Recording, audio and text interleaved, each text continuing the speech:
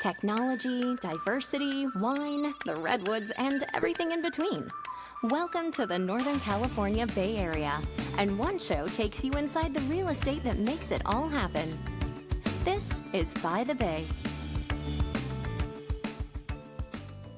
Everyone, welcome back to By the Bay. I'm your host, Dan Anchetta. Thank you for being here, and please do like and subscribe to us on YouTube, Spotify, Apple Podcasts, and wherever else you might be listening to this or watching this show. I have an amazing guest today. Brian Baniqued is here. I said that right, yeah? You did. You nailed it. Yeah, thanks, Dan. Got in my head. And thanks for being here. One of your staff members reached out and said that you're watching the show and you wanted to come be a guest. So welcome and thank you for checking out By the Bay. Cool. So tell the audience who you are, because we are a different spin than what we typically have. We have a lot of residential real estate pros on here, but you're more on the commercial side.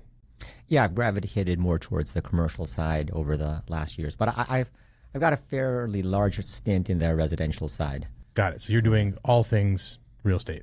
Yeah. Amazing. And you have an amazing story doing like show prep, looking at what else you're doing besides real estate. It was really cool stuff. So we'll get into that, but first introduce yourself to the audience and kind of who you are and what you do. Okay. Well, again, Dan, thanks for having me on your show. I'm Brian Baniqued. A little bit about what I do. I do whatever it is that they need me to do. A little bit about my background. I started real estate, got my real estate license back in March of 1991 while I was in my senior year of high school. So Amazing. I started closing residential transactions in my senior year of high school before I graduated in anticipation of saving up money for college to get a biology degree, right? So while I was I got my license at 18, immediately started selling houses.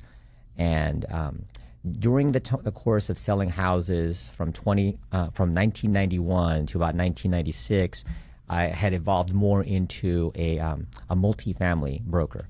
For those of you a little bit of background, in the 1990s, interest rates were super high. We just went through the S&L scandal.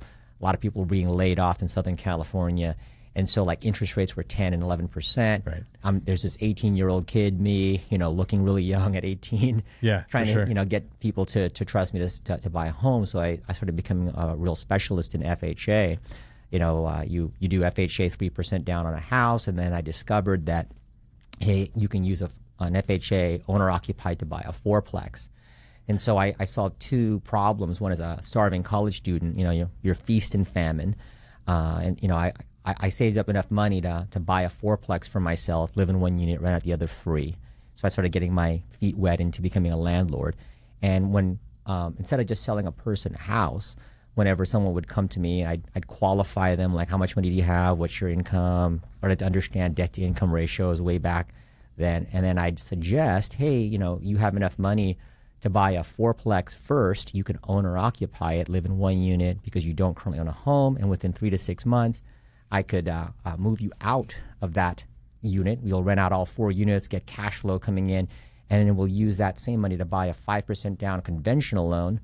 And now you got $500 to $600, maybe sometimes as much as $800 net cash flow to help offset the mortgage on your house.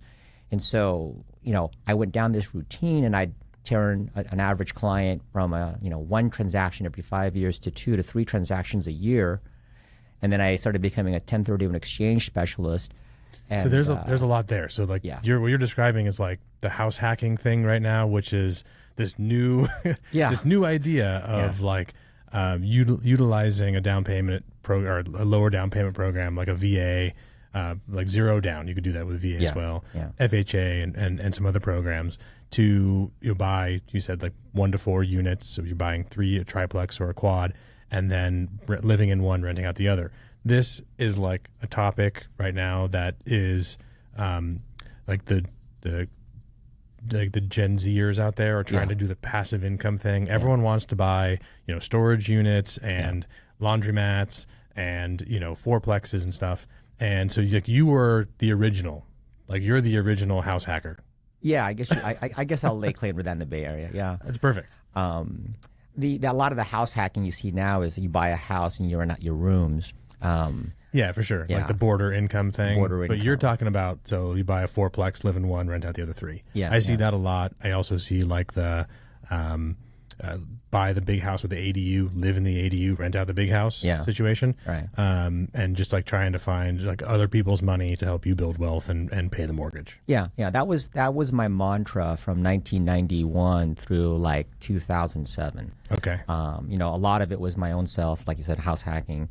As a college student, I'm closing transactions, which is very feast and famine. Interest rates are 10, 11%. What I had going for me at the time was, prices were relatively low on a fourplex.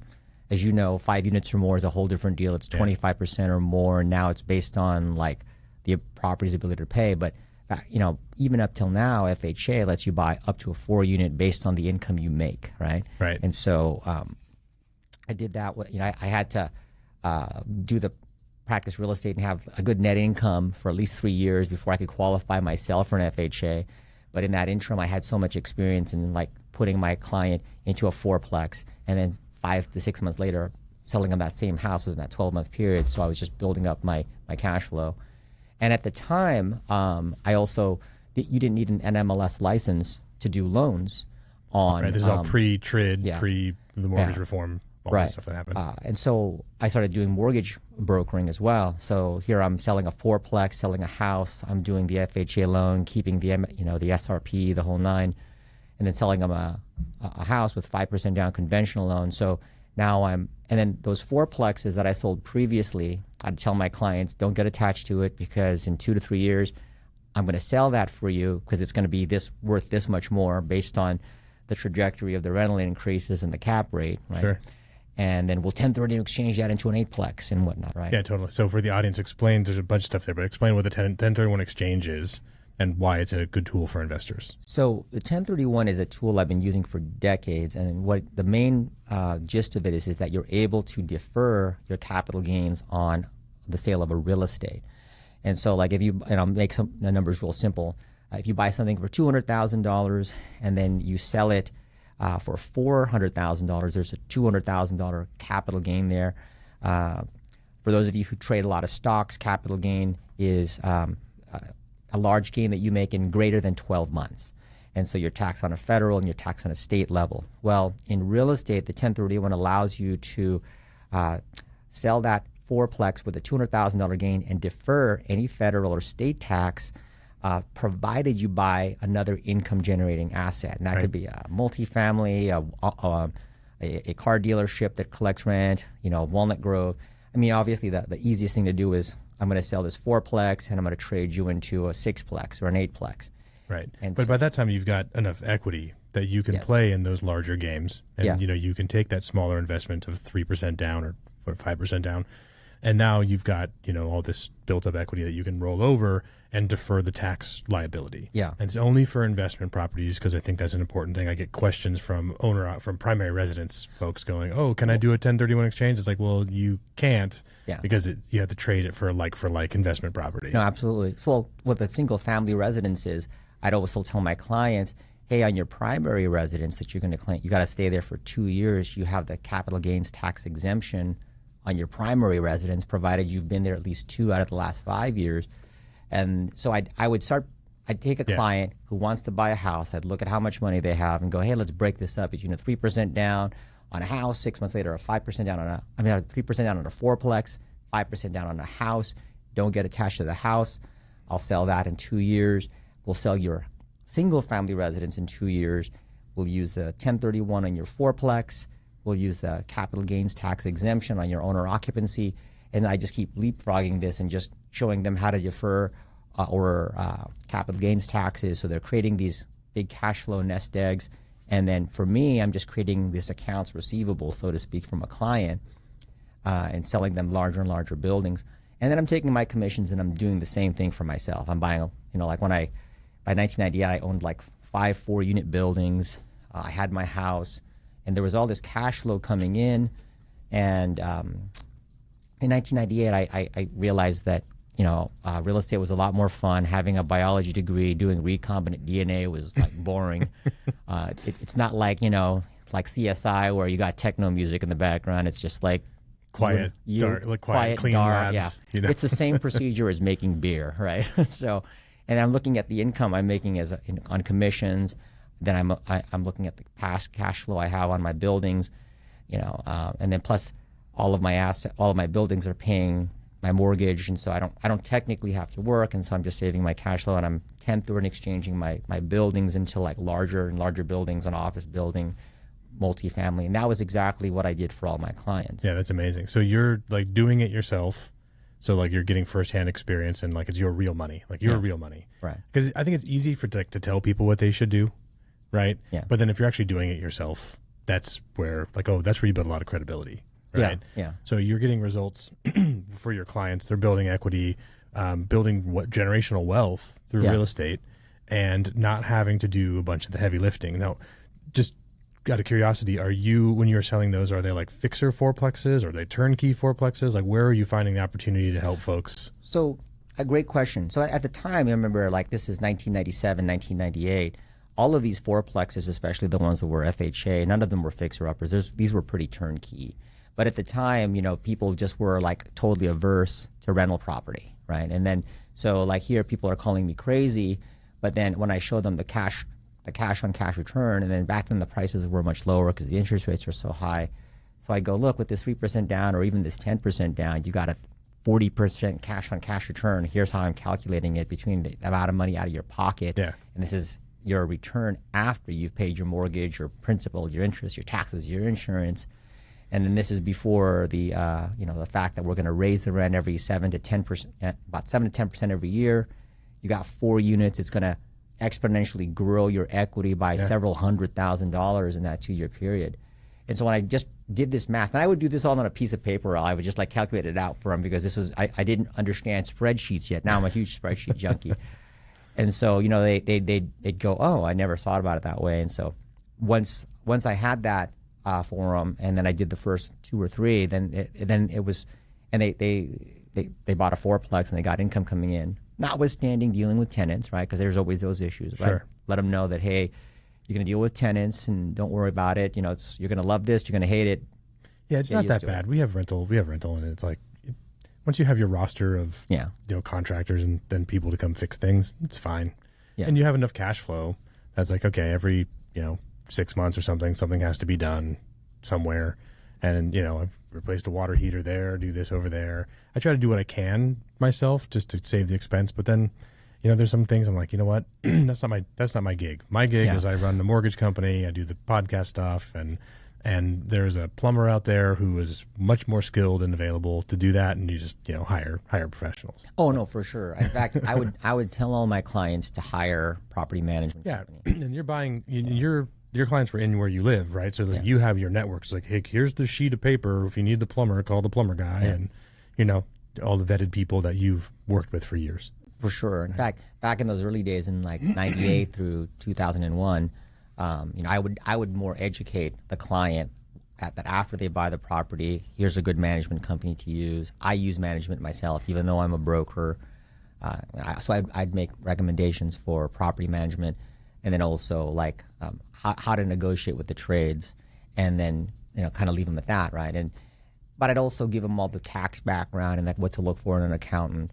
And so because I was giving them all this advice, they just kept coming back to me. Looking back at it, it was a lot better than giving them birthday cards and and stickers for their wall. Yeah, for sure. They're just calling me for every little thing. This is like a good example of when people are always talking about we're not transactional, we're relational. Yes. And like when they say that they're relational, they mean they send a birthday card and they might call them once in a while to check in. But what you're explaining is the deep, like connected relationship. Yeah. Where like their success, their wealth that they're building is dependent on you. Yeah. And so you're educating them, you're connecting them with the right vendors, they're getting the right tax advice, they're getting other financial advice probably from your network, but not just the real estate, but all the other stuff that they might have, right, to have that balanced portfolio. And then, you're staying up with them and going like, hey, not only am I going to help you buy this, I'm going to help you sell it. And I'm going to probably find the buyer that when you sell, I'm going to have the other end of the transaction too, because someone else is on the come up and this is a good thing to fit into their portfolio. And then you create this whole ecosystem. Like you said, it's like this accounts receivable of all these different clients that are the next transaction is right around the corner. Yeah. Right. So and when you have that kind of ecosystem that you've created, then you don't have the scarcity mindset where you're trying to like hold on to every last deal, and you can just do the advice thing. Yeah. Right? Which is where we all want to get to. And most people don't understand that it's not the birthday cards that makes it a relationship. It's like really caring deeply about their success and then like holding their hand to like do the scary thing and buy and sell. Yeah, no, that's exactly what happened. In fact, a lot of those relationships that I started back in 1997, 1998, I still have them today. They're still my client. And then I became this go-to source of advice for just about everything. And, you know, because as we started taking the fourplexes, I sold them, and then 1030 and exchanging them into big multi-families and things of that nature, which is a whole different game.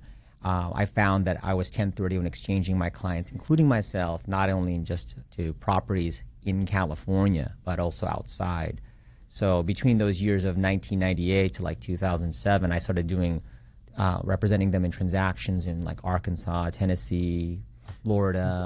All residential properties there? Or are you doing like triple net stuff? All multifamily. Yeah, so like 50 unit, 60 unit, 80 unit, 100 unit, 300 unit buildings.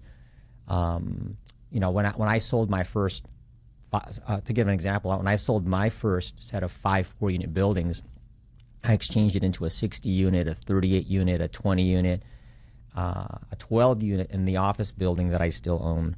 And this is all back between 1998 and 2002, right? So by 2002, I have this real estate office. And I own the building. My real estate office is a tenant in the building that I own. I have 11 other tenants paying me rent. And then I set up a mortgage company at that time. And we were doing FHA 1 to 4. We were also doing 5 units, multifamily.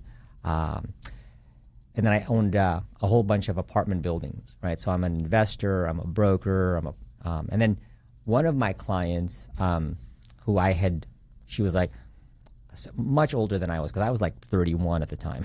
She was like just about to retire, and I'd sold her a bunch of buildings, and I rolled her into a 50-unit building. So she went and got her broker's license after she retired from Chevron as their comptroller, and then she's like, "Hey, I want to come work with you."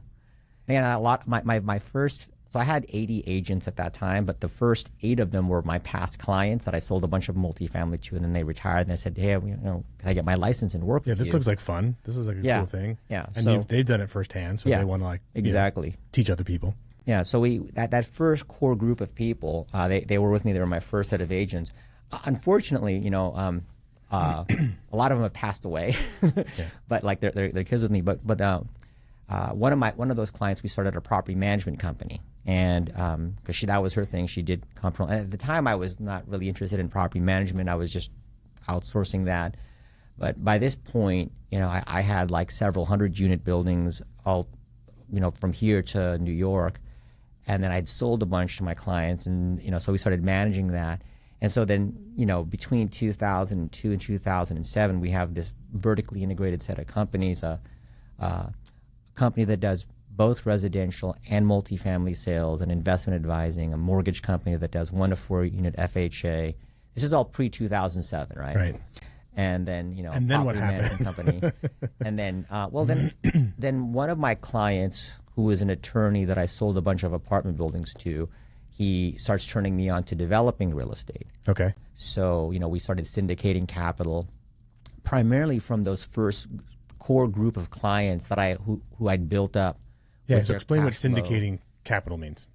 So syndicating capital is when you create a formal agreement, typically through an LLC with an operating agreement, and you designate who's in charge. They're usually called the managing member, and who the limited partners are, and what their limited liability would be too. And so what you're doing is you're either raising all of the cash or the capital, either for a project, right? So in our case, we were building condo communities, and so at this point, right around 2004, I had a pretty significant net worth. Plus, I had all these different assets, and I could show I had experience in apartment buildings as an owner, as a property manager and whatnot. And so I syndicated about $15 million of, and this was all just a private capital from friends and family at the time. And with that $15 million, I stood up we created separate entities to do 4 separate development projects. I stood up for the construction loan, and what we ended up doing was building a 64-unit condo community, a 20-unit condo community, a 24-unit condo community, and a 14-unit condo community. Okay. So each of these different LLCs owns that specific property, and then there's limited partners that are members of that LLC, correct? Right? Yeah. And their capital is at risk, but you're also taking a loan against the asset, which is the real property, right? Because there's the equity side, and then they have the debt side, and then you manage the construction as well. Correct. Yeah. Okay. Well, so we'd hire a general contractor to do the stick build, ground up construction. So it was very vertically integrated because I had my commercial agents finding the land. I'd go through, get the process approved, and title it, and then I'd stand up for the construction loan with my personal guarantees, and then on top of that, I would also put cash in side by side with my limited partners. So I was part of that total equity raise, and then I'd be the general partner. It was me and my other partner, Theo, who at the time were the two general partners, and we wouldn't swing hammers, just for anyone's edification. Yeah. We would hire the general contractor and go manage it, then. And go make sure on behalf of the members, on behalf of the owners, right, to make sure that you're sticking to budget and that completion is going to be done on time. At the same time, going through all of the Department of Real Estate stuff and creating the homeowners association, and all that legal nonsense. I had a similar track. I did something similar to that. So this is I'm right with you. Cool. So how did those go? So to what you were just saying, like we would set up the homeowners associations, and then because I'm a property manager and a property owner, I fully understand how multifamily operating expenses work, which ironically is the foundation and basis of how you determine a homeowners association monthly payment when you're doing condos, right? And so in addition to that, having this background of like a 1 to 4 unit lender, I would just make sure that, hey, if we're building something for $13 million, and and we calculate the future value of these 64 condos, that we have a substantial profit above and beyond the $13 million that we used to build the thing. But I would do that by underwriting each of the individual units from like who is our audience of buyer and how can they afford the principal, interest, taxes, and insurance, and the homeowner's dues, right? So once we did that and get those things approved, I'd have my real estate agents manage the sale of these individual condos, and then I had my loan officers doing the loan. They're the in-house loans. Lender, right? Yeah. So you were, like you said, completely vertically integrated from syndicating the capital to do the construction, doing the entitlements, managing the construction, and then selling the units and financing them all under the one office. All under the one office, but under a completely separate entity. Of course, different entities, but under like ownership, right? Yeah, like ownership. You had ownership stake in all of those different things. I was the common denominator throughout every one of these entities, and different capital partners potentially for different properties and different different risk tolerances depending on what the project is and so on. Yeah. Okay, so I know a little something about what happened in 2007 to 2000. So tell me what happened. Were you able to complete these projects and sell them prior to the financial crisis? So I had a mixture of both. So the 64 unit, we knocked it way out of the ballpark. And at the time, I delivered a 75% internal rate of return, which I didn't know any better that was like way too much to give to my clients, right? I was like, this is great, right? Because just don't expect it on the next one, guys. Yeah. Well, I didn't know that. We did that on the first two, right? And then what happened on the last two projects, this 20 unit and this 24 unit project, we got them all pre-sold. Now, you're familiar with the Department of Real Estate white paper process to get your HOA dues. Yes, right? I am. So, and for anyone listening who doesn't know, just Google. It is like, I don't even know how to explain it. It is so hard. It is such a labor-intensive process. It's feasibility study, a reserve study for the homeowners association. It's all the legal document. It is such a complicated process. And if you miss one thing, you have to get back in line with DRE, and then you have to wait another 6 weeks for them to look at the one change, and then they come up with a bunch of other changes, and it just goes round and round and round and round. And it's well, in hindsight, back then it was a lot easier than it is now. Where now it's just really very, very bureaucratic. But what happened with us on the last two projects, we got them all pre-sold in 2006, but we were waiting for the white paper to clear, right? So you go through this process of a pink paper, a yellow paper, and a white paper. And so when you looked at when I looked at that, I was like, oh, this is like vestigial from the old carbon copy days. Yeah, for sure. No, that's exactly what it was. Yeah. And you have a little pink copy and a yellow copy and a white copy, and these designate the stages that the Department of Real Estate will approve your monthly homeowners dues for each prospective homeowner. But you need those documents before you can actually take a reservation, right, to sell the house or to get into actually get into contract. So you can with your pink, you can take reservations. Take reservations, not refundable. Right. I mean, they're refundable, and fully the yellow, refundable. Yeah. And then you as you get closer to the final approved Department of Real Estate HOA packet, right? Because there's a whole bunch of bylaws and stuff. Then you can actually start selling these things. Well, at the yellow, you could take the non-refundable deposits, right? So imagine we get all of these. There's 44 units total, right? There's 20 unit and 24 unit project. We've pre-sold all of them, and we're waiting for our white paper. And then 2007 hits. Now, for those of you who've ever watched the Big Short, which is all about the Great Recession, right? I was like, I want to say 33, 34 at the time, and I'm going through this ridiculous heyday from like 1998 to, this period. Again, the best thing I can liken it to being vertically integrated that young and having all these people with you was like the roaring 20s, right? Looking back at it. And then 2007 hit. And the funny thing is just a year before, and again, people don't hear this name anymore, but my partner and I, we were in New York partying with Lehman Brothers, right? Which was the first bank or mortgage investment bank to get basically a bullet, seized, bullet in the head, right? Yeah. Yeah, they went down first. Yeah, they went down first. Yeah, that what was the Margin Call movie? That's another good one. Yeah, The Big Short gets a lot of. Yeah. Is there another one? 2 different movies. Oh, okay. The Margin Call is like the internal workings of a specific company, and they see the train coming down the tracks, and they're like, "What do we do now?" And there's like this emergency board meeting in the middle of the night, and they're like, "Sell everything." Burn it down, but we're going to get out ahead of everyone else. Anyway, it's fascinating. If you haven't watched it. I have to see that one. Yeah, it's good. Yeah, so 2007 hit, and, we start seeing the first set of banks, getting shut down. So you had it. So just for clarity, you had a good project. You had a good project that was pre-sold, waiting on the bureaucracy to get some stuff done. Right, which is standard. You kind of built that into the budget, knew that was happening. But around you, the equities markets are melting down. The liquidity in banking is gone, seemingly overnight, but you and everyone's freaking out. Yes. Right? And so you're holding these properties ready to go, ready just to basically turn over the keys and close escrow. Yeah. And in the background, this is what's happening on the national level. Correct. Okay. Yeah. Got it.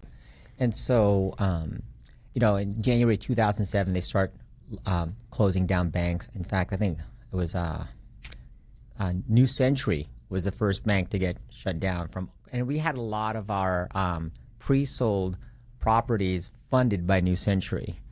And, of course, that rest of that year, thankfully we were able to sell off at least 50% of our units, but that was still leaving us with a substantial amount of this construction loan that was now due. And so, And the bank who gave you that loan is freaking out at this point, and they're calling, in my experience, where I was working at the time, all the banks called the notes. Yes. And they basically said, anything that is left in your line of credit that you haven't utilized is frozen. Yes. You're out of business. Congratulations. Right. And we're like, but we've got guys on site, like, building right now. And they're like, tough. Wow. That's the end. So we were fortunate enough to have all of our stuff done with our certificates of occupancy. Okay. We just got left holding the bag on these really nice properties, which, long story short, after going through a nightmare experience between 2007 and 2009, right? I found myself in the workout room with banks because, here for... That's not the gym, by the way, for the listeners. The workout room is like what they call special assets. Yeah, special assets. And that's basically everything the bank doesn't want anymore. Right. It goes to a special person or group that's like the workout. They're there to get you out of the deal and to salvage as much cash on behalf of the bank and the bank's investors as possible. But you're out. They're welcoming you out the door. Yeah, essentially. And thank you for that explanation. Yes, yeah. For the audience, it was, and a lot of it was just me and my rep kind of figuring out how we could keep this up. So for me, I was able to keep it going longer than most because I could write these $80,000 checks a month for the interest that was due on debt service these things. And keep and it now going. that was extremely painful. And you're just watching your liquidity go out. But thankfully, because I had a lot of this vertical integration, I had cash flow coming in. I kept my my personal debts really low, and I had all these other things going. But it was still painful, right? Yeah, because it's not only your money; it's all of your loved. You said it's friends and family. Yeah, right. And that's the experience that I had, and where I was is that it burned. No, and everyone got burned. Yeah, and like the people who were just thought they were putting their money in a great place and gonna make a bunch of money like everyone else was at the time, just got caught. They just got caught, and that was really, really unfortunate. But so anyway, but you try to keep it going as long as possible, putting up your own assets, watching your own personal net worth decrease. Well, like, if we hold on long enough, it's going to be okay. Right. Okay. Right. And so, a lot of that time was spent trying to figure out or work out, that's why they call it the workout room, with the bank, how you were going to pay off the remaining balance, whether it was going to, they're going to foreclose and then seize the asset and sell it. And of course, you have to report back to your investors that, hey, this huge profit we have is just going to keep diminishing because the equity got wiped out because there's just no banks that'll fund the deals. Yep. And so you had to start, getting very creative and, and doing seller carries and whatnot. We're practically giving away some of the properties so that the construction loan would be paid off. But now our profits and many times even our equity was gone, right? So on these last two projects, we got out, we got through. But from the investor standpoint, because these were all single asset entities, on one side I have to report to them that, okay, my money and your money in this project is gone. We sold it off. Here's a little bit or nothing of what our original equity was, let alone any profits we thought we'd have. Yep. Just because I forget the exact number of banks they shut down between 2007 and 2009, but it was just thousands. Thousands, yeah. And so it was like a leapfrog effect. Like every time you'd think you get it going, you'd hear from the ramp that they're closing them down, like Washington Mutual, which a lot of people don't remember. Yeah, I worked there. It was great. Yeah. Actually, that's where I met my wife. Oh. We both worked for Washington Mutual. Anyway, that's good. I totally feel for you, man. That's a brutal experience to go through. But like you said, fortunately, it's a single asset LLC, right? So like, at least the losses didn't carry over to other projects, and you can isolate it to one thing. And the investors knew that they were taking on risk. I'm sure that was clearly explained to them. And obviously they want the 75% rate of return. Yeah. But not everything is a home run. Right. And sometimes these things happen. The interesting thing with that is that, even if like I said, your project was good, it was not like you did a bad project. It's just that the liquidity dried up, and it wasn't like any bank out there they didn't want to be in the crosshairs. So they just shut it down. Even if they had capital, they were so afraid of having their capital ratios being upside down, and then the Fed coming in and going, guess what? You're now Chase Bank, like everyone else. Exactly. It was really, really brutal on the small banks, and the small banks are the ones who typically go and finance these types of projects. Exactly. Right? Yeah. Because that's a big deal for a regional bank or community bank, but it's hard for investors to get an audience unless you have done it before with a big capital bank, right? So, that's a brutal time period for people. What was like the big lesson that you learned out of that? If you're thinking about it now, what are we, 15, 16, 17 years later? There were so many lessons from that, I mean, one, at the time, so let me go back a little bit, like 1999, right? My attorney's explaining to me and my CPA is explaining to me, put everything in separate corporations, C Corp, S Corp, LLCs, because it's going to protect you there. So one of the big lessons was, okay, now this is why they say that. Yeah. this different asset protection that I've been taught. It was like having your implements of war being tested in actual battle and seeing what effects they had, right? So that was a huge lesson, understanding that. Understanding what the heck it means for a personal guarantee, understanding California's single action rule, understanding, all the different liquidity requirements for banks and what their perspective was. There was, and then in retrospect, watching a movie like The Big Short, going, oh my gosh, I lived this, and now I see what was going on the other side, because at the time I'm only seeing it from 2 or 3 different sides of that equation, and it was just a big mess, right? And it also gave me a lot of insight into why they separated the NMLS license and all that stuff. And then the funny thing too, right? A big piece of that was because at that time we didn't do like all the loans we did in our mortgage company, none of them got called due. But a big lesson is that I started seeing how people were abusing the subprime loan, and it just really was a self-perpetuating thing where all these loans that were coming due was causing this huge foreclosure market, right? And then of course this is kind of what creates the domino effect. And it helped me to appreciate a lot like what a debt service coverage means in comparison to versus a DTI.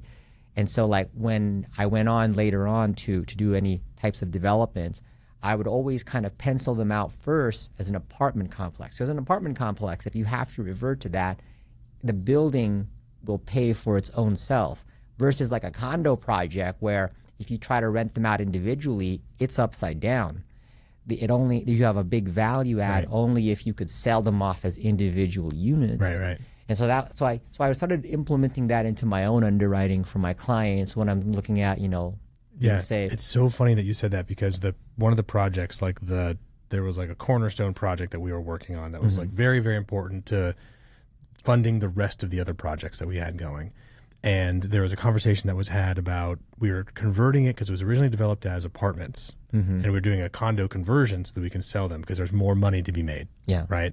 And I remember sitting with the team and going, what year was that? This was 2005, 2006. Oh, okay. Yeah. Okay. Yeah. Very similar time frame. And I remember going, hey, look, guys, let's just keep these as apartments. We don't have to re-engineer walls. We don't have to do any of this other stuff. We don't have to go through the DRE process. And this becomes a cash cow that then finances all the other projects that we have going on. The cash flow from it, not the sale, like the one-time big hit, but like the $50,000 that we make a month. Yeah. With these being apartments.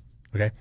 And so like the brain trust was like, nope, we got to sell these things. Yeah. And the thing that I learned was that you can have the condos were actually really nice. That the project was done on budget. Everything was great. The thing that I took away from it was so much of success is about luck. Yeah. Like we just got unlucky that the market turned before we were able to sell the units. We got unlucky that we didn't get our white paper 6 months earlier. Yeah. If we got it done 6 months earlier, all of those units are sold. We've moved on to the next project, and we're probably in a lull where we don't have any outstanding debt, really. We have all this capital from all these syndications that we've done, but we probably are sitting in a place where we're pre-development on anything else. And then the crisis happens, and then we're just sitting there land banking and going, cool, we don't have $50 million of debt outstanding right now. Yeah. We're good. And then we can weather the storm and move on from there. But we got unlucky, right? So it's just like, you can try, you can time, you can build the spreadsheets, you can do all the stuff that you in your planning process and your due diligence, but there's a certain percentage of luck that comes in because there's all these black swan events and things that happen that it's like, well, shit, we got wiped out. What can you do? No, anyway. Definitely. So definitely. I haven't reflected on that time period in a long time. So this conversation is bringing back a lot of that. Oh boy, what else? Like, yeah, we just got unlucky. Like, what if the inspector? What if the planning commission greenlit our project 6 months earlier? Oh yeah, there's so many what ifs that you can play through. I've had several of those,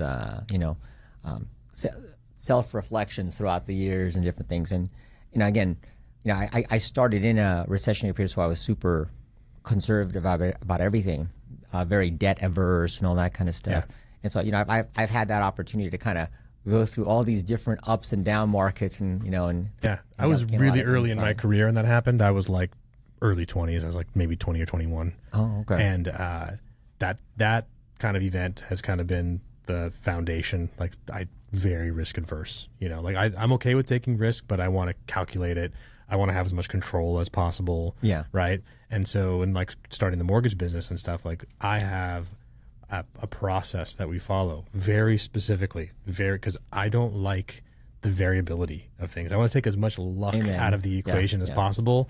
I want to make it as much science as possible, you know? So it's really interesting how those things inform like the business decisions that we make moving forward. So since all that stuff happened, have you done any new developments? Have you dipped your toe back into syndications and development, or is that a chapter that you've closed? No. So I actually have done other syndications, but it was a syndication to buy an apartment building that already existed, you know, and then we had we did that with some of the properties where we could see there was a value add by being able to go into a multifamily, buy out the tenants, fix it up, bring in market rents, and then exit it. So I've done several other syndications of existing properties. I did a little syndication on a movie I produced. So those lessons of understanding what syndications and how general partnerships and limited partnerships work and how to raise capital. So you took that real estate knowledge and moved it into the film industry. Yes. Right? Because I again, in my show prep. So tell us about, you did a movie. This is like 2 years ago now?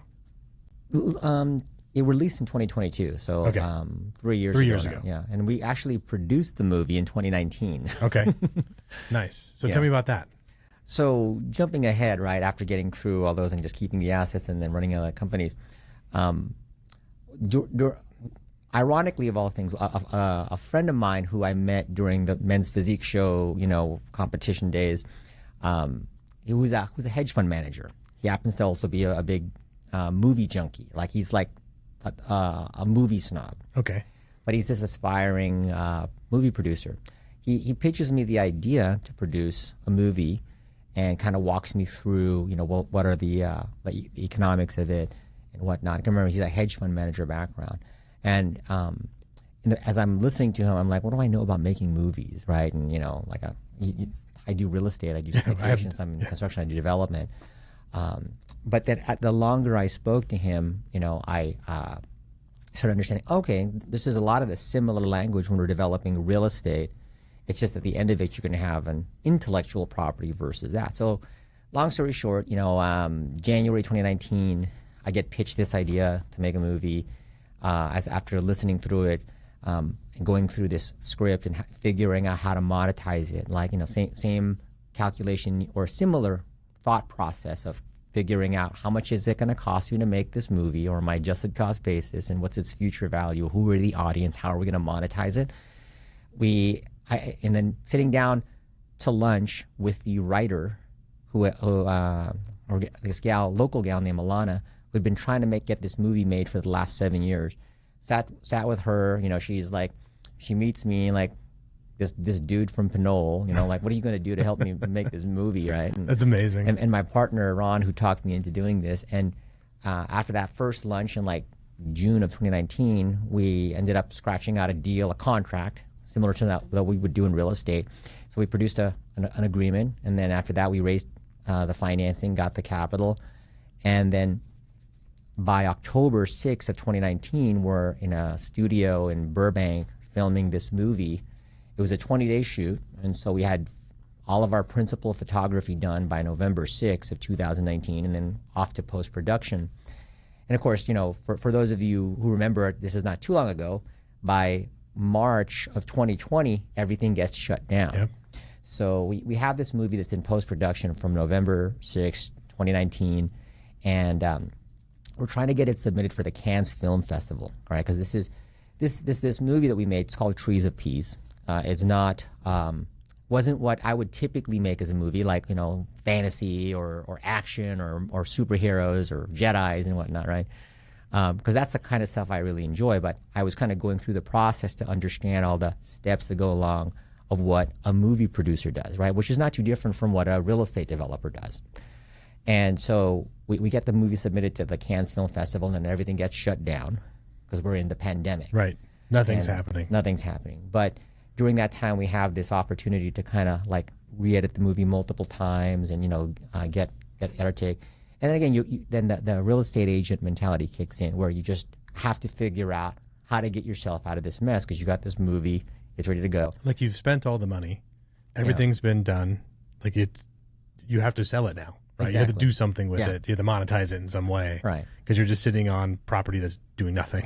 Exactly. Right? It's like sitting on a 80-unit apartment building with no tenants. It's with no tenants. We've got to do something with this thing. Yeah. And so, we again, if you remember, everyone was like confined. And so we became very good at networking over Zoom. And then fortunately, by March 2021, we get we decide that we're going to go the independent film circuit route. So we start, we appear at the Santa Barbara Film Festival in March of 2021, and we win 2 out of the 3 awards for that our movie. Incredible. And we just ran this campaign from 2021, going from indie from these different film festivals for independent filmmakers, and by the end of that, I think we ended up with like 13 awards. But we did the real estate agent thing where we're just constantly cold calling, networking, handing out cards. Yeah. Now, like for me, once I get somebody's info, I'm running backgrounds, I'm doing all this stuff, and I've taken the whole aspect of like networking to a different level. And so me and my partner, and it was really my partner who made this happen, right? We're negotiating deals with different people making offers for our movie, right? And so it's just like real estate. The best thing I can relate it to is you buy a fixer flipper and you start getting offers. These offers are not the offers we want, right? Right. They're really bad offers. And so I remember, but because of all of our networking, my partner ended up meeting Nicole Avant, who is the wife of Ted Sarandos, who's the CEO of Netflix. Now, incidentally, our agency that was marketing our movie, and so like for the audience, when you're marketing a movie, it's not too different than when you're selling a house. You get a listing agent. So here we had UTA, I think it was UTA, that was CAA, had our movie, and they're like the broker, right? They're the broker. They're representing you, and they have all the connections with the Netflixes and Amazons and whoever else. And they get 10% off the top. And their job is to sell it as high as price as possible because they get 10%. Yes. Right. So they're shopping it, and they're trying to do the multiple counter thing. Well, Amazon's looking at it, or someone else is looking at it. Another streaming service might want it, so they're trying to like get everyone to bid it up and compete. Yeah. At that time, we couldn't get anything out for a theatrical release, right? My partner, he had all these aspirations to get a theatrical release so we can become known movie producers who were responsible for doing something that was relevant, not an action movie, right? But something that would that was relevant and we'd get awards for, which we got, but we couldn't get a theatrical. And ironically, our agency had shopped it to Netflix, and we'd gotten turned down by Netflix. And so I remember it was like November of 2019. He and I are literally arguing about which deal to take, and he's literally waiting for a call from Nicole Avant, the wife of Ted Sarandos. And I'm like, she's never going to call you back. She's never going to call you back. Let's just take this deal and go, And as we're arguing about that, his wife is like laughing at us because, like, we're like brothers. We've gotten really close at this point, and we have each other on speed dial to the day. He gets a text from Nicole Avant wanting to see the movie. We get the movie in her hands. She doesn't want a link to the movie like we would do these days. Sure. She wants a CD. So we, jump through these hoops to get. Someone's got to find their CDR and burn a copy of it. Yeah, we get one of the actresses on the movie who's down there to hand deliver it to her, and so she watches it, and she really falls in love with it. And then she calls my partner back a couple of weeks later, and she's like, "Hey, I'm going to put you on the phone with my husband Ted. Pretend like we haven't talked." So she does that, and my partner's doing all the talking, and next thing you know, after that call that we hung up with, we get a call from our agency saying, "Hey, you guys just got greenlit to be negotiating with Netflix. How'd you guys pull that off?" That call came out of nowhere. Yeah, and so, next thing you know, we're in negotiations with Netflix, and it's just like a real estate deal. We're on a Zoom conference with their people and our people, and we're like, we want this much. Trading numbers. Yeah, we're going to counter offer this much, and then once we get into terms that are agreeable, we technically open what's like similar to an escrow. But they have all these due diligence items, not too different from a prior to funding, prior to doc condition. Yeah, for sure. They have like title insurance, they have errors and omissions insurance, and we go through this several months of negotiating, and then we give them all their deliverables, and then they give us their payment plan, and they start announcing when it's going to be. It's like June of 2022, and we got it out on Netflix. We made it on the top 10. And this is a hard movie to watch. It's like it's based on the true lives of 4 women who lived through the Rwandan genocide, hiding out in the basement, right? So it's harsh movie to watch, but we hit the top 10 and we did accomplish our goal. We sold That's amazing. It at a profit. Yeah. And of course, this whole journey, got me connected up with other people in the industry, working on other projects that would be more akin to what I like to do. So you're working on something else. So one, congratulations, that's amazing. That journey, like what happens. Thanks. So like kind of like the power of just like talking to people, right? Yeah. Like you talk to this guy, he's a friend, and the next thing you know, like, oh, you should do this, and now you have a whole kind of other career that you're working on in addition to your real estate business. Yeah. Like that's amazing. Yeah. So you sold it for a profit, made a little money. All your equity people who had kind of syndicated got paid. Yeah. And the movie's available on Netflix now? It's available on Netflix now. So cool. You can still watch it. We'll put a link and get some more views. Cool. And then and so what are you working on now? Do you have other movies in the pipeline? I do. I can't really talk about them too much right now. This is a By the Bay exclusive. Yeah. I'm under an NDA, but there are some projects. So like once I started understanding how the whole process works, right? And for me, I'm a huge like nerd. I like the Marvel Cinematic Universe, Star Wars, Star Trek, Dungeons and Dragons, all these kind of things. And I started understanding, well, okay, what are the different other revenue streams that a movie could generate, especially if like you've got the aspect for sequels or prequels or toys or merchandise. And so like I had reached out to some of these intellectual properties on different fantasy universes that I like and said, hey, I'm Brian Baniqued. That's so cool. I've produced movies. I'd love to come in, well, now you have a track record. Your IP, to animation and live action. And so that kind of started that process, right? So there's a couple of things in that direction. And the other cool thing was like just before the pandemic started, back on November 6th of 2019, my other partners on that project, that first movie, were like, hey, you're pretty good at this stuff. You want to come with us to Riyadh, Saudi Arabia? And I was like, let me ask my wife, what's in Riyadh, Saudi Arabia, right? And so it turns out one of our partners on that, one of his other side gigs is he puts together conventions or cons, right? And so he was putting together the very first Stan Lee sponsored Comic-Con in Riyadh, which is the capital of Saudi Arabia, back in 2019. And they had this was their first one. They made a huge event. But I find myself at a comic book convention in Saudi Arabia in Riyadh, and I'm in the green room where like all the actors are. So like I'm hanging out, exchanging telephone numbers from people that you see in the Marvel Cinematic Universe, and I still talk to them to the day. And that's so cool. And so like that was that networking group between actors and other directors and producers that kind of led to different things. But I'm glad this is not my my main job, right? It's just like a little side hustle, but because these things take really long. And if you think there's a lot of bureaucracy behind getting your white paper on a real estate deal or getting a project entitled or getting your building permits and on a ground up project, there's just so many other minutiae that can go on in the entertainment industry, just between personalities and just other things. So there's a lot that goes on behind the scenes before you actually see something out there on the screen or on a streaming content. And you hear these projects. It's like, oh yeah, this was being shopped in 1992, and then it's like it took 20 years for them to finally make this movie, or 30 years to finally make this movie, or TV show or whatever. And that stuff is it makes sense, right? Because then someone gets interest. Well, I guess it's really similar to real estate, right? Because you have interest that kind of gets momentum, but then something happens in the economy, and then the funding dries up, and it gets shelved, and then it takes someone else to come and bring that interest back and continue. Speaking of nerdy stuff, like I'm a huge Battlestar Galactica fan. Oh, okay. Yeah. I love that stuff. And they've been talking about, thank you. They're talking about rebooting the reboot, right? Oh, rebooting the reboot, for years. And there's been multiple producers and different things being like talked about, working on it. And inevitably every few years, like, oh, well, that person's moved on to another project, or that person's now doing the Star Wars thing, and now this person's over here doing that. And like it maybe never happened.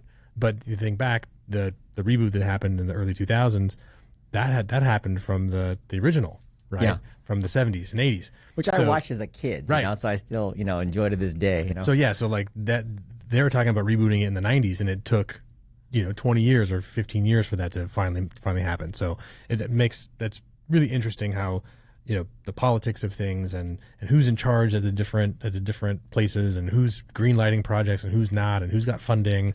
And that's similar to real estate. Right? Yeah. Really, really interesting. And except you got personalities between actors and, bad scripts and, and in addition to all those things, right? And then the writer's strike and AI and all these other things that are now thrown into the mix. It's a whole other topic. So there's so much dynamic going on in that industry. And somehow between all of these things that you're describing, you still found time to go work out and exercise and go on American Ninja Warrior. Yes. So tell me about that. So the American Ninja Warrior days were in Men's Physique days. So shortly after, I have to go back in time now. Shortly after getting out of the Great Recession between 2007 and 2010, right? In 2011, I found that I had gained a lot of weight, right? Because you're dealing with banks and all this stuff, and I'm a short dude, so I did not look.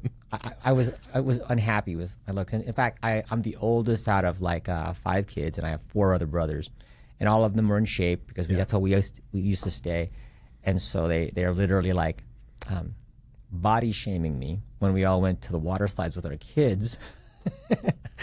And this was in 2011. And so part of that, my brother was like, hey, why don't you come with me to my personal trainer, right? And ironically, it was just down the street from where I live. So again, I get started back into personal training in 2012. And me, I'm really competitive. So I didn't want to just lose weight. Next thing I know, my coach, who, by the way, if you can ever take the time to invest in a personal trainer that teaches you the right way to work out, but also the right way to eat, because nutrition is huge, right?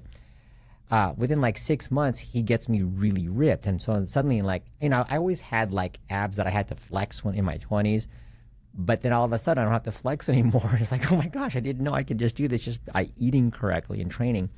And so he gets me prepped up for these Men's Physique shows. It's basically a bodybuilding show, except we don't take steroids, and we have more of a beach body look. And so I'm doing these shows from 2012 to 2014. And so my personal trainer knows gets to know me, and he knows I love Ninja Warrior.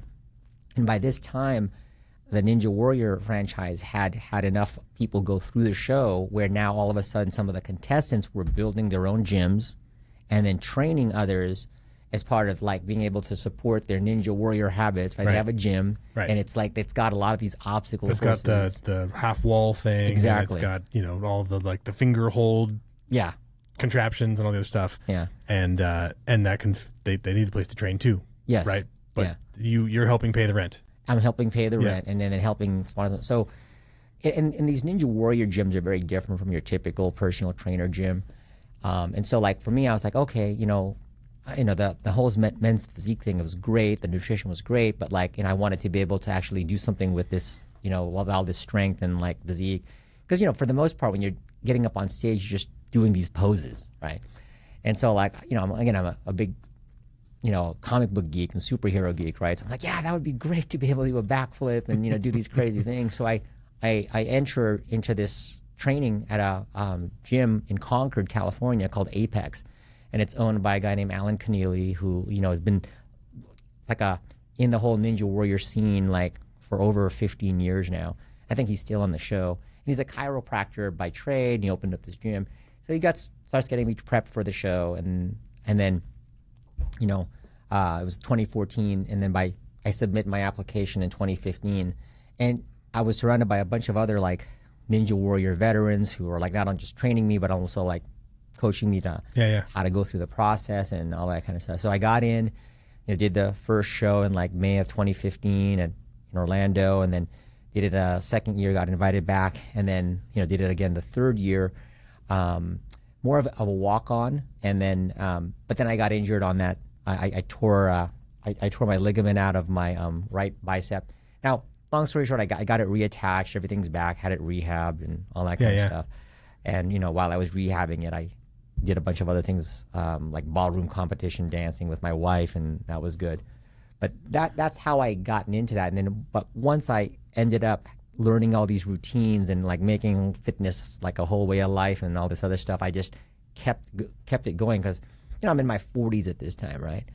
And it was just great, going to beaches with my wife and daughter and all that kind of stuff, or going out. It was a great experience. Yeah, like those 40s, the entire decade was just a blast. It's funny because I just turned 41 last month, and I started going back.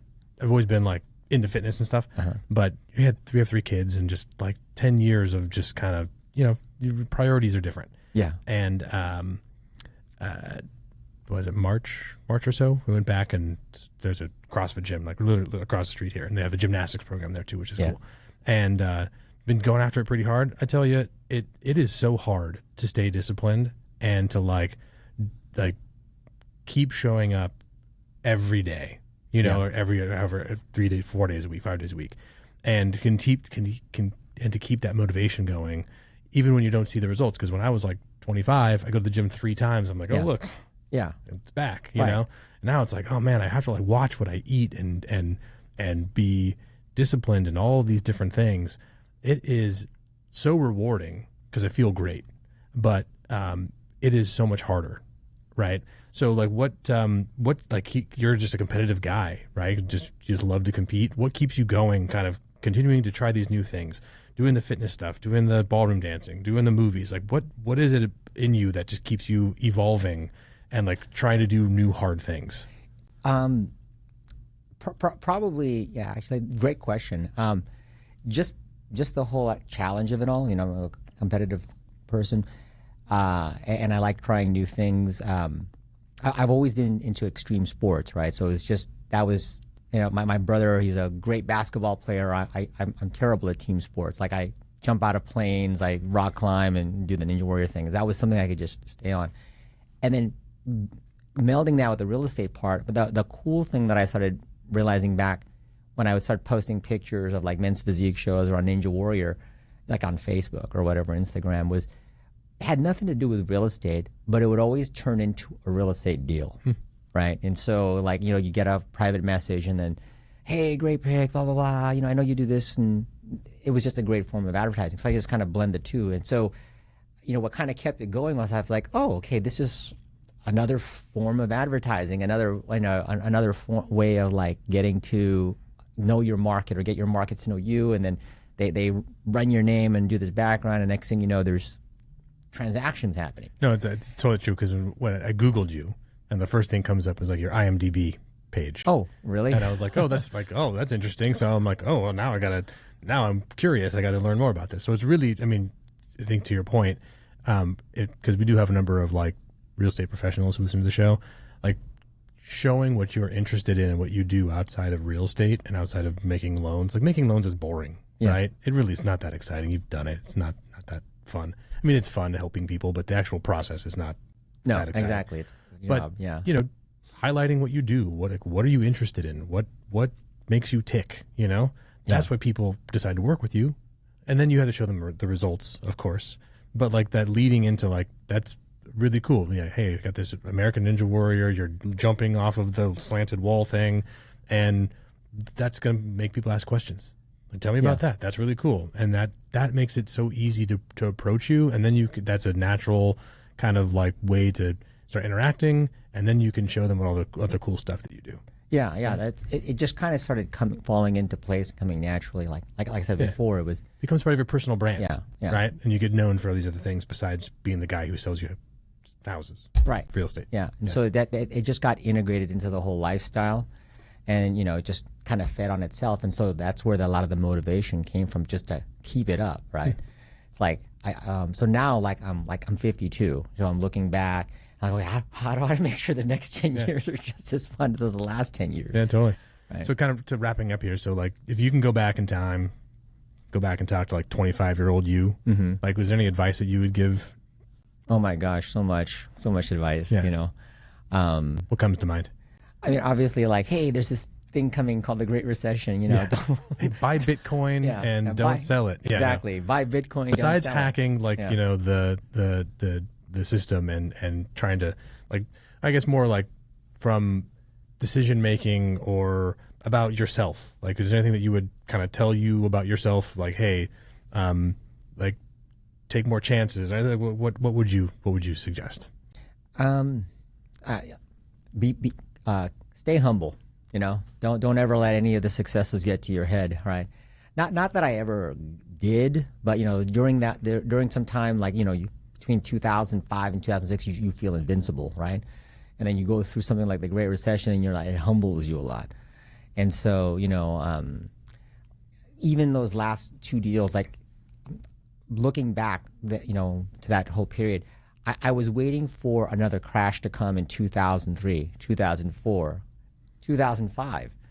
And so when it didn't happen in 2005, I was like, oh, I must just be crazy, right? So let me get into these other two deals, and I'll get it done in a year, right? And so, you know, if I had to go back and tell myself, you know, certain things like, hey, stay conservative, stay humble, you know, even though you're like getting successful, don't ever let don't ever let that get to your head, right? Don't take unnecessary risks or chances, especially if you've, you know, established a bunch of things already. But and aside from that, like, you know, he who strives to be rich stabs himself over with many pains, right? It's an old Bible proverb. And so, you know, just anytime you're getting involved in any type of project, you're going to be, you're pursuing some type of wealth or whatnot, you will be stabbing yourself over with many pains. But at the end of it, if you succeed, like for people like me, you know, you go through that and like, oh, I want to do it again. So just take the time to smell the roses and don't jump into the next project so quickly. Love that. That's great. No, I think that's staying humble, you know, being gracious when you win, right? And when you knock it out of the park, it's like, okay, great. You know, feel that feeling, embrace that, but know that there's a chance that not everything's going to turn out that way. Yeah. You know, you might swing and miss and fail miserably, and that's part of the process. That's really great. Brian, this has been a really wonderful conversation. I really appreciate you coming on the show. I'll make sure that everyone can get a hold of you. Of course, they can just, you know, Google you and see all the stuff we've been talking about. We'll make sure there's the show notes that reflect, you know, how to watch the movie, how to get a hold of you about real estate stuff, and anything else, all the other contact information. So thank you so much for being on By the Bay. It was great to meet you, and thanks so much. Well, Alec, thanks for having me on the show.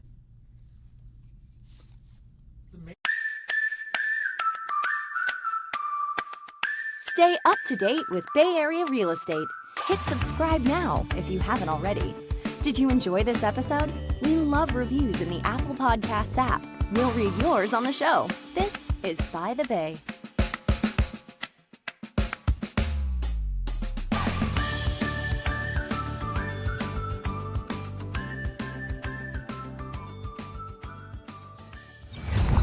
London Ear Media.